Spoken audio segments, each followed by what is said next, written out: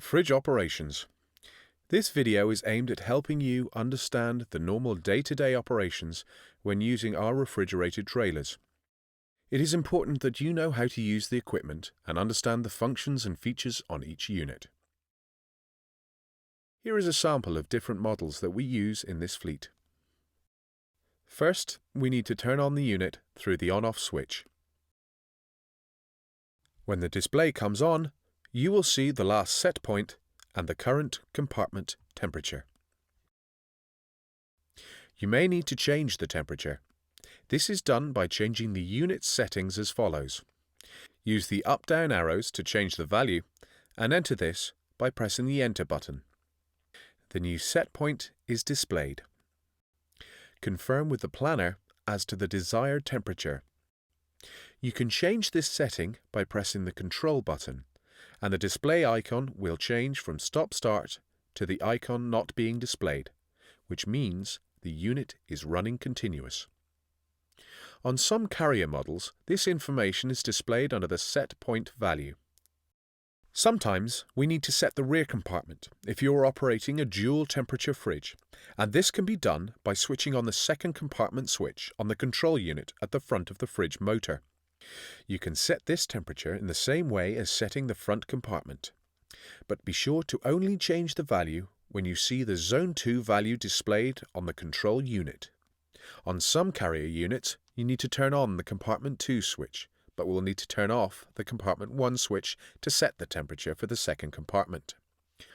When using ferries, it is important that you ask for a plug-in to the ship electrics, and that the control unit is switched from diesel to electrics.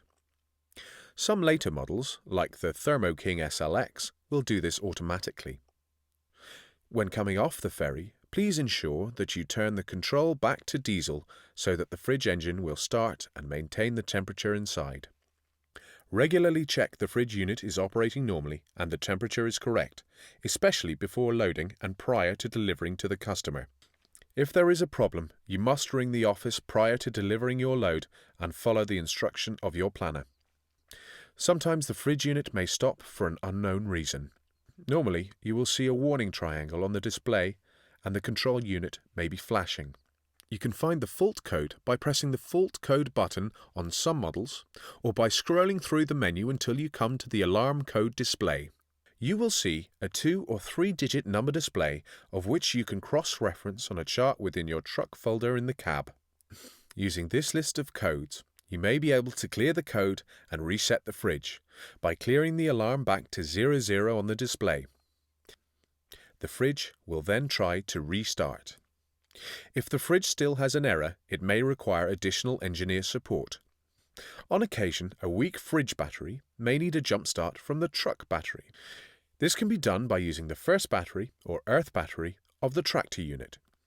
Attach the red positive jump lead onto the nut of the positive battery lead located on the fridge starter motor. Ensure that this nut connects to the opposite positive lead from the fridge battery. Do not touch any other metal part of the fridge with the lead, or the connection may earth and cause a spark. Next, place the black lead to the negative strap from the battery that is located at the earthing point on the side of the engine, or on the nut to the front of the engine mounting.